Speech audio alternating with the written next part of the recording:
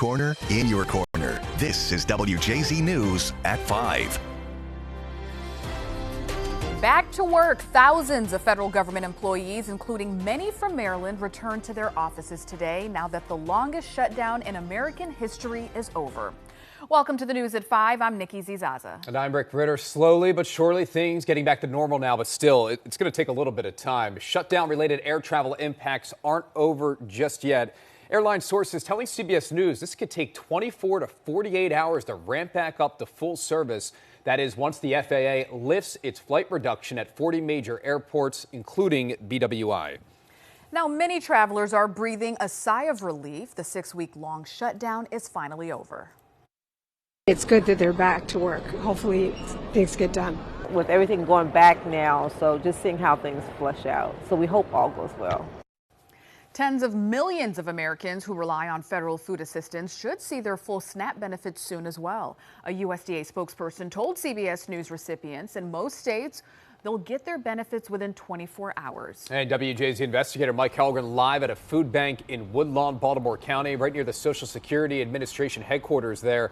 Mike, after taking in this news, what are they seeing there now?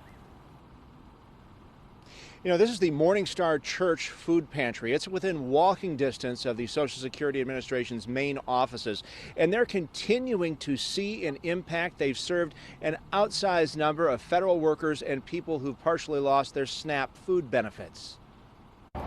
Workers returned to Social Security Administration headquarters in Baltimore County with the federal government officially open again for the first time in 6 weeks. I'm just here to check and make sure you guys aren't taking pictures on the government property. That's it. Although security here tried to stop WJZ from speaking to them. Can I get one of you guys' name? I make sure that I have a protein going in their bag. At the Morning Star Baptist Church food pantry nearby, Helen Carpenter is still dealing with the fallout from the longest federal shutdown in American history. Until they get back to the position that they were in before the shutdown, they'll still be coming. I've been in this situation. When I was in the situation, this wasn't here for me.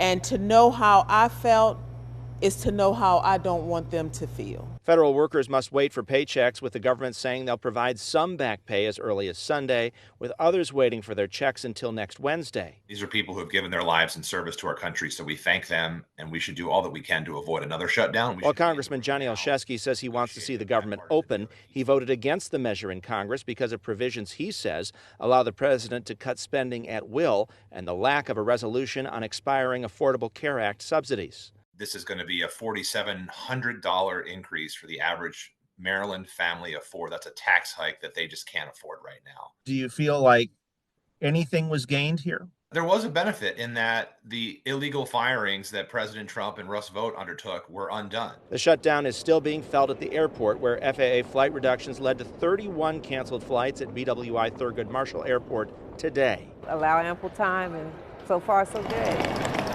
There will certainly be some ripple effects, not just here in Maryland and in the D.C. capital region, but across the country. It will take everything, some period, to sort of readjust and for delays to catch up, cancellations, things of that nature. Back at the Morning Star food pantry, Helen Carpenter says whatever the future holds, they'll be here for the community. If I could just provide somebody with a meal so they're not hungry at night, that does me good. That does me good. And they are still accepting donations here, including cash and food and turkeys. They plan to serve 1,000 people for Thanksgiving dinner.